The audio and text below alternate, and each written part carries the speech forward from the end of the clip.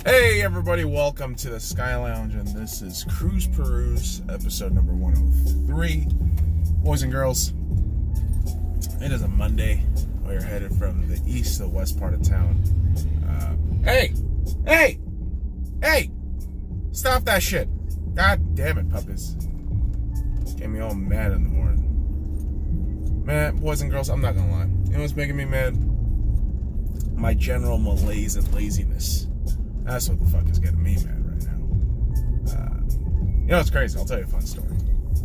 Over the past, 9 months, gained about 35 pounds.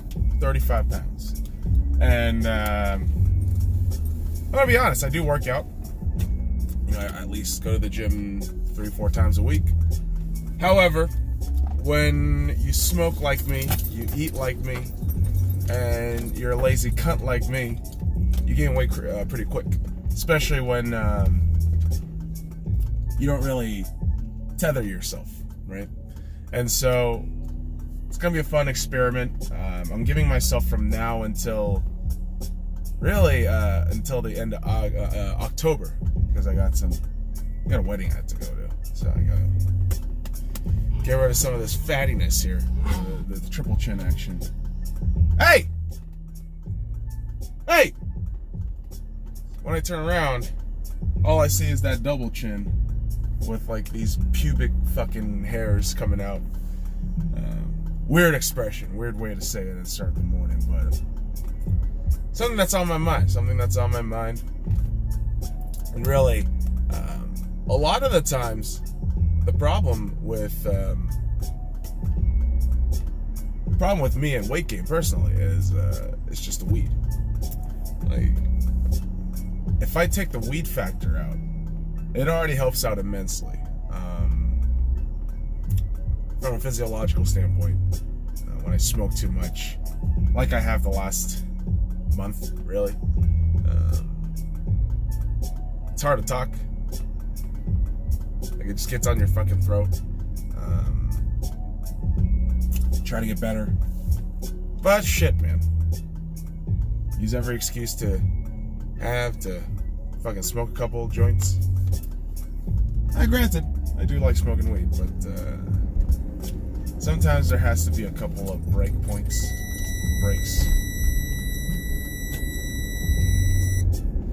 For those of you always wondering what that fucking noise is, the speedometer, because the regular speedometer on my car, it works, but there once in a great while, it'll go ahead and not register properly. So have this one here just in case. But every so miles, it makes this unbelievable noise, and it gets annoying. Much like to the chagrin of everybody that's not a Patriots fan. Because every few years, this shit gets talked about, and it's the reality of the world we live in, right?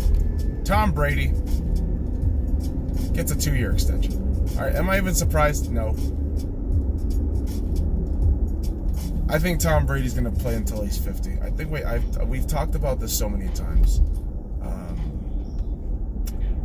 But yeah, Tom Brady.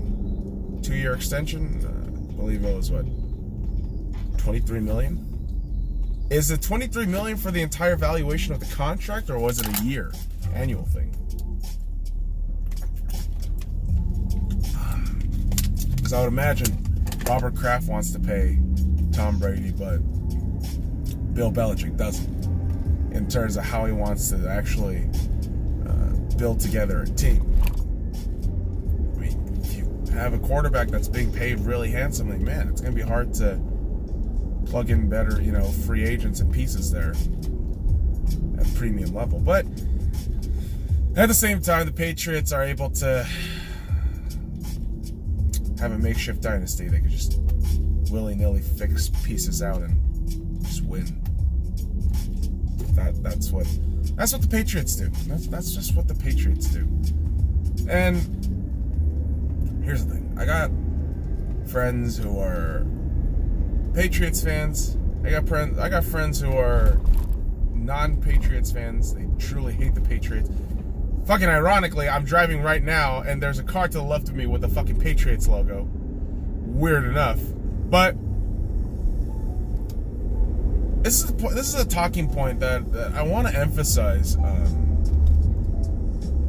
And here's the thing: this isn't the first time I'm talking about this. This certainly won't be the last time, because there's so many of you out there who still doubt Brady. I truly don't understand you guys. Like, I'm not saying he's gonna be Mahomes level of just freak, touchdowns and just dominant mobile quarterback like that. I'm not saying that. What I'm saying is, in terms of what Tom Brady's able to do within the system that Belichick sets up, he's gonna be successful another year. Meaning they're gonna have another winning season. Meaning they're gonna go to the playoffs again. Which one can assume, boys and girls. One can truly assume. They might head to the fucking conference championship again. Like, I don't fucking know why people keep doubting the Patriots. I really don't understand it. Unless Tom Brady's out. But even then, we've seen what happens when Tom Brady's out. He gets suspended 4 fucking games. Then he comes back, rips everybody a new asshole, comes back from a 28-3 deficit. Nah, I get it. That's the entire team. But that's part of Tom's legacy. That is absolutely part of Tom's greatness. Leading a team back from a 28-3 deficit from the fucking third quarter beyond. That's impressive. And if you're going to tell me, was it the following year? Yeah, it was the following Super Bowl. Super Bowl 52. He faces the Eagles, has a brilliant fucking game. 500 yards. It's labeled a loser. But I saw a man who was playing MVP levels. A losing MVP. You're a Seahawks fan, son. Why are you defending Tom Brady? I generally believe if you have a great player in the league, an amazing, fantastic player, you got to recognize that game. In baseball, I don't like a lot of teams. The Angels being one of them. I really do not like the Angels at all. But I respect Mike Trout. He is absolutely one of the best baseball players in the league right now. Christian Yelich. As much as I think Cody Bellinger is MVP top candidate, I'm not going to disregard what freaking Christian Yelich is doing.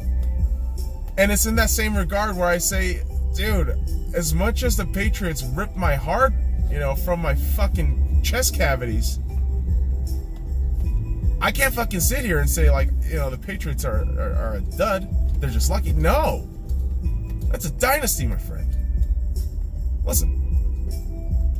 The last 5 Super Bowls, 49, 50, 51, 52, 53. Last 5 Super Bowls. The Patriots, I swear to God, man, I can't make this shit up. The Patriots have been in the last 4. Alright? Out of the last 5, they've been in 4. They won 3. They lost 1. Like, what the fuck? What are we even arguing about at this point?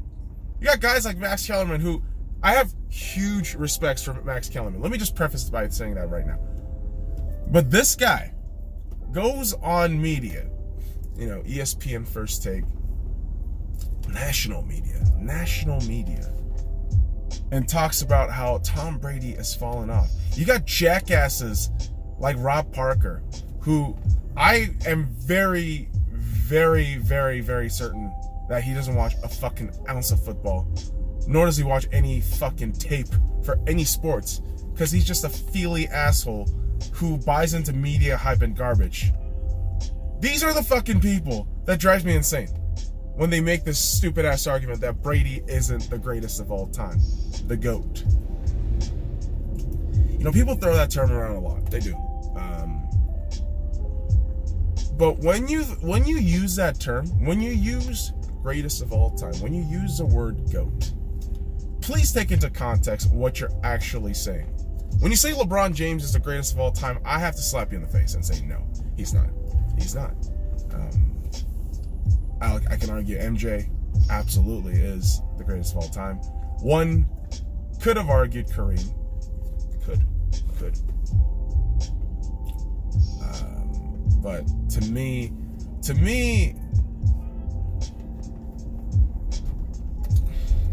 to say someone's the greatest of all time,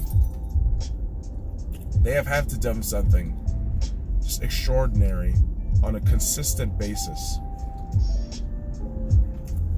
despite the odds, despite everything else. I also think leadership has a lot to do with it. I really do. I really do think leadership does have a lot to do with it. And in those senses, in those aspects, Tom Brady is truly the greatest of all time.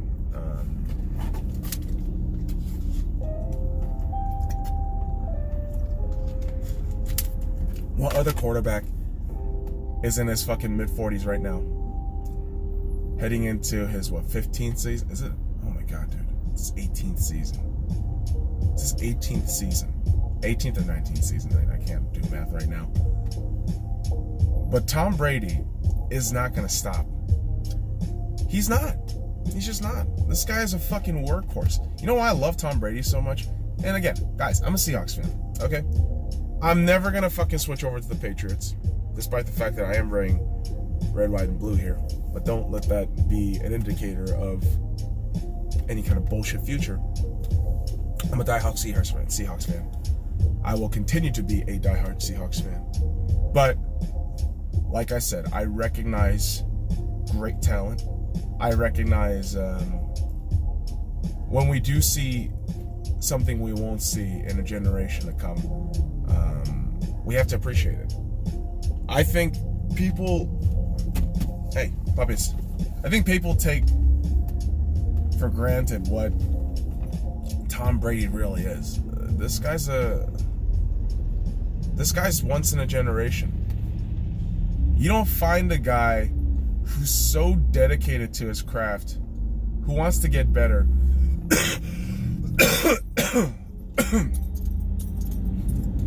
By nearly his 20th year in the league, he's still treating this like the game that he loves. Right? I mean, that's something you just have to respect. I don't know, man. And yeah, listen. I know the Patriots animosity is all there. I know most people hate the Patriots. They don't want to give them any kind of shout because they think it's validating the morons that cheer for New England. And yes, boys and girls, there are fans who are morons. Surprise, surprise. Is that new knowledge? No, it's not. But to me, despite whether or not the fans are stupid, like, I'm not gonna fucking disregard facts. Tom Brady and the Patriots are another threat for another year. And this will continue as long as Belichick is alive and kicking it. And as long as Tom Brady is Tom Brady, a.k.a. greatness, a.k.a. the greatest of all time. My God. But the thing is, boys and girls, with all that said, that contract extension, it was a talking point for a while in the national media, but we all knew he was going to get extended. We all knew he was going to stay. What the fuck is the surprise here? It's Tom fucking Brady. Of course he's going to stay. It's Tom goddamn Brady. But there are interesting NFL shit going on, boys and girls, because the preseason officially starts this week. Oh yeah, that's right. Thursday, boys and girls, the new NFL season will start officially with preseason. I know. It's preseason. It's not much, but let's dilly-dally before, the regular season, right? And the preseason is just that point. It's just that point of, getting players ready, getting players right. And I'm not gonna lie, as a Seahawks fan, I am excited, and at the same time a bit worried. There's a couple of injuries that came up for the Seahawks. LJ Collier, our first-round pick, our edge rusher, that's a bit of a problem. I know Ziggy Ansah is going to be back, hopefully by week 1. I don't know if Pete said it's a guarantee. Jaron Reed, obviously suspended, which is still irritating to me. But that really does make that defensive line for the Seahawks a big problem. Where in years past, that was one of our strong points in our defense. But now, our defense is pretty much just young cats, Bobby Wagner and KJ. And we're just gonna have to figure it out. We're just gonna have to figure this shit out. We actually got Deshaun Sheed back, which is awesome. Former Legion of Boom, a cornerback, versatile back actually. You can play safety, you can play cornerback, and I'm pretty excited for that kind of option. But that's what the preseason is for. You're there to experiment with your squad and see if you can get anything more. Maybe a couple of looks from guys you didn't know was going to be, a factor to, whittle that roster spot down to 53. Now, there's also the quarterback position, which is, it's clear as day. Obviously, the number one option for us is Russell Wilson, of course, duh. But the interesting thing now is the number 2 role, because boys and girls, I don't know if you know this, but our backup quarterback camp has been consisted of Geno Smith and Paxton Lynch. For those of you who don't remember or know,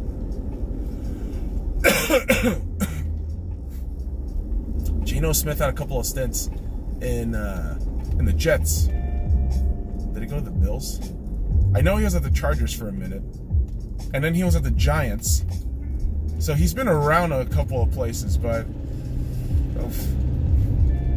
hasn't been the poster child of consistency, let me tell you that. But that's one. That's one backup quarterback. Then we got Paxton Lynch, formerly a fucking draft pick of the Denver Broncos. And I remember this shit. They hyped this kid up back in the draft long ago. And I was happy for my buddy who's a Broncos fan, but he never panned out. They had to actually just go to Brock Osweiler. Was it? No, Peyton was still on the team back then, I think. It was a weird time, though. It was a weird time. But my whole point being, Paxton Lynch, Geno Smith are vying for the backup quarterback job in Seattle, which is just weird, but there you go. But that just means that we are just that much closer to real football action. I mean, shit, man. Preseason is on Thursday. That's going to be awesome. Kids!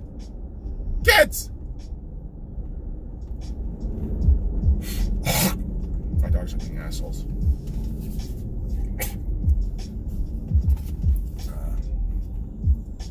Yeah, like I said, being a degenerate, I'm physically unwell today, which is great, which is a great fucking start to Monday. But this degeneration isn't just brought on by, weed and drinking. It's also the sports ball. Now, I know I just had a good time talking about football, but now we gotta talk about football, aka soccer, aka Arsenal Football Club. My constant reminder of just pessimism all throughout pessimism and cynicism throughout my life. And here's the thing. I posted a video yesterday addressing Arsenal, and then I go on Facebook yesterday. I'm in a bit of a mood. I just see my team lose. I go on my team's fucking page, Arseblog, the other Arsenal forum website. Go on those pages and I just type the word pathetic for that result against Barcelona yesterday. Pathetic. And I know it's a friendly. Because, dude, you're switching out fucking 10 players between two halves. And you're going to tell me that's some level of actual competitiveness? No. But, okay, big but here. What did concern me yesterday, what absolutely concerned me yesterday, was how clear as day this defense was going to be. How clear as fuck Emery might just play the same fucking defense in the regular season. And that's what concerned me. Some fucking jackass after I put pathetic, but it's only friendlies, right? I'm like, yes. But simultaneously, dude, he's going to trot out the same fucking defense. Again. Like, because we have no options. As soon as you put in Mustafi in that lineup, it's a fucking sham. It's a fucking disaster.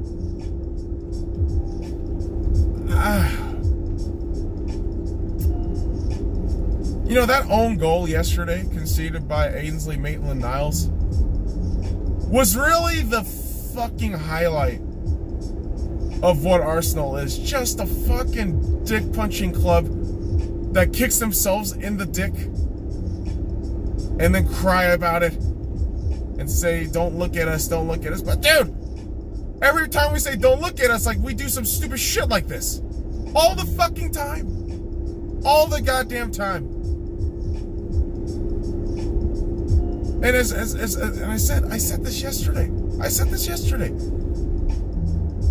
As much as I'm excited about the Pepe signing, this team is just not going to change if you got the same fucking defense and the same goddamn goalkeeper. Oh my god. Bernd Leno is not the answer. Holy shit. That dude is awful at times. At his worst, he is a goal-leaking machine. At his best, Leno will make some fucking finesse saves. That's about it. Holy shit. Leno was just as bad as that own goal yesterday. And the goal we conceded against Luis Suarez yesterday was just a fucking disaster. And again, this happens every season. But this time around, boys and girls, I'm stupidly aware of how terrible we are. So I don't need constant fucking reminders from people. Oh, your team is shit. Like, I know, asshole.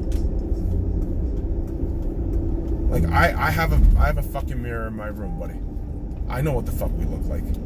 Alright? You don't need to fucking tell me. I got goddamn United Chelsea fans all fucking gaining up on me and just telling me stupid shit like, oh, your team sucks. Like, no shit. Like, what the fuck do you expect? As fans, do we expect something? Yes. Will it happen? No.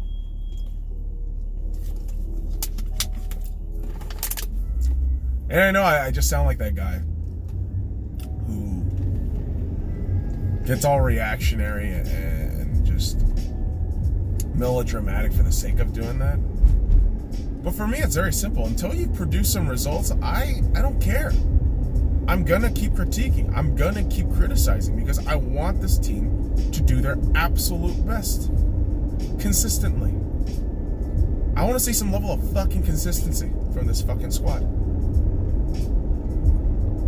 It's because I care. Because I care. If I didn't care, I wouldn't fucking be complaining.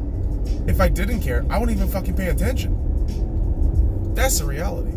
As a fan, as a supporter, I care. I give a fuck. I am very sensitive about my shit, right? But until they win, I'm not saying shit. I'm not. And even if they're winning, I won't say shit. Because I want you to win everything first. Win something. Win a cup.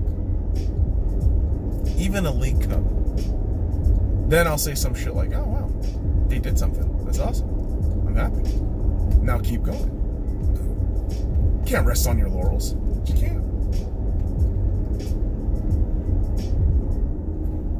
Gotta keep that shit going. Jesus Christ.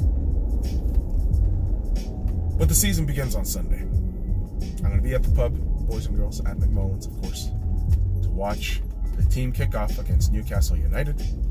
That's going to be a good time.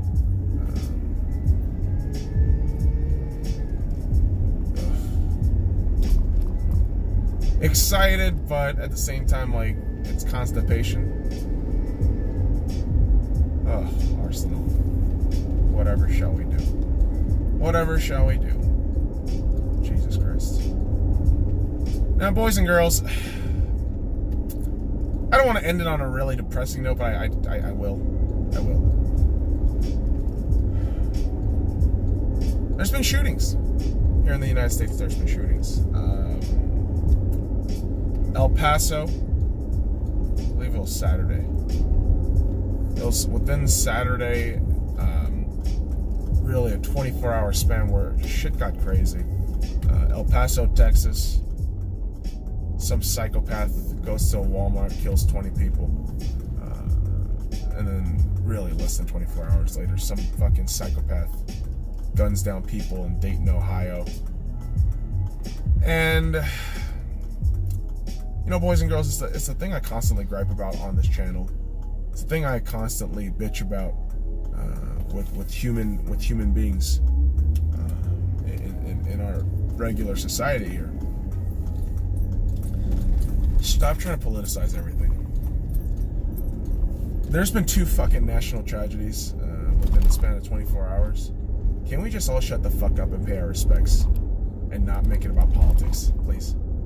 Like, I truly do hate that shit. My heart and thoughts go out to those fucking people, man. Hey! Jesus Christ! Kids! Fuck! I'm gonna say something sincere. We're being little assholes about it. Fuck! What an awkward moment. Puppies get all fucking riled up and now I lost my train of thought. Yeah, man, like, listen. Don't make it about politics. Okay, stop it. I hear people, I see people fucking going on Twitter, going on Facebook, complaining about, oh, Trump didn't do this during the fucking tragedy. Like, oh my God. Guys.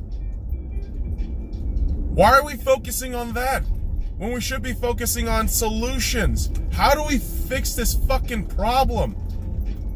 Slaughters. How do we fix these fucking massacres from constantly happening? Jesus Christ.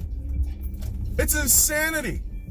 And listen, all you libertards and you conservatives, I need you fuckers to listen. It's not a matter of fucking gun issue. It's not. It's a matter of life.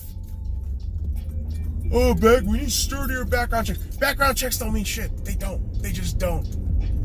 You gotta ban all guns. Banning all guns won't solve anything either. There's something called the black market.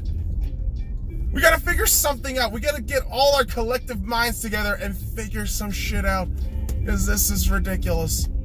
And I know I'm offering no solutions. I'm not offering any solutions. I don't know what the fuck to do.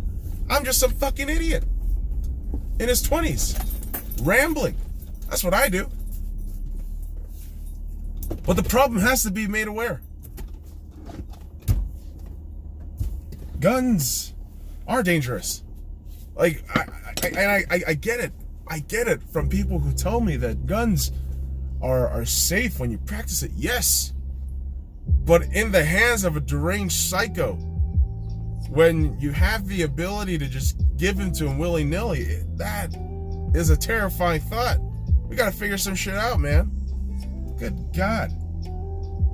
I know, I ended it on a really depressing note. I had to, boys and girls, because y'all motherfuckers get so hyped up from me, but I want to slap you into reality sometimes. And that's what we do here on the Cruise Peruse. Boys and girls, follow me on the Sky Lounge. And all the links in the description below. Like, comment, subscribe for more daily contents. I am very tired today. Fuck off.